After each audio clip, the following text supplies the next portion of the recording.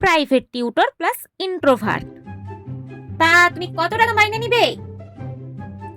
ওই যে বলেছিলাম 2000। ওমা, আমি এত টাকা দিতে পারবো না, আমি 1000 টাকার বেশি দেবই না।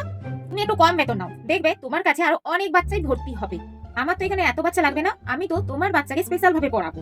দেখো বা, তুমি স্পেশাল পড়াও আর যাই পড়াও, আমি 1000 টাকার বেশি দিতে পারবোই না। এবার তুমি ভেবে দেখো। বেশ, হয়ে গেল। এই টাকায় তো আমার কিচ্ছু হবে না। আমার তো যেতে আসতেই 500 টাকা খরচা হবে, আমার তার সাথে আবার 500 টাকা খেতে লাগবে, আর 1000 টাকায় আমার কি হবে? এবার আমি ওনাকে না বলবো কি করে? এই জন্য আমি বাড়িতে কথা বলতে আসিনি, ফোনে কথা বলিনি। ফোনে কথা বলা ঠিক কথা কি? তুমি কিছু ভাবলে? তুমি টিউশন পড়াবে?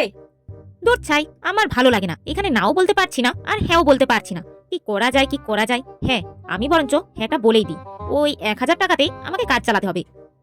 না না কাকিমা, আমি কিচ্ছু ভাবছি না, আমি 1000 টাকাতেই পড়াবো। তুমি ওইটা আরেকবার লিখো। এই নাও তোমার এই মাসে বেতনটা,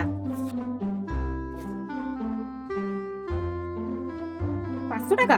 হ্যাঁ, তুমি তো এর আগের মাসে 1 সপ্তাহ টিউশন পড়াও, ওই জন্য 500 টাকা কেটে নিয়েছি, ঠিক আছে? 1 সপ্তাহ ছুটি নিয়ে তো ওনারা দার্জিলিং ঘুরতে গেছিলেন, তাহলে এখানে আমার মাইনেটা কাটলো কেন? এখানে আমার কি দোষ ছিল? দূর ছাই, ভালো লাগে না। আমি কিছু বলতে পারি না বলে এরা আমাকে যা তা পেয়ে যায়। তুমি লিখলে লেখাটা, তোমাকে যেটা আমি লিখতে বলেছিলাম? শোনো না অনু, ওর তো সোমবার পরীক্ষা, তুমি রবিবার এসে পড়িয়ে দিয়ে যেও তো। ঠিক আছে, আমি আসবো। এইদিকে টাকা দেওয়ার নাম নেই, আবার বলছে ছুটির দিন রবিবার এসে পড়াতে। আমার তো না বলা উচিত ছিল। আমি কবে যে না বলতে শিখবো? আমাকে টিউশন পড়ানো চক্করটা ছেড়ে দিতেই হবে।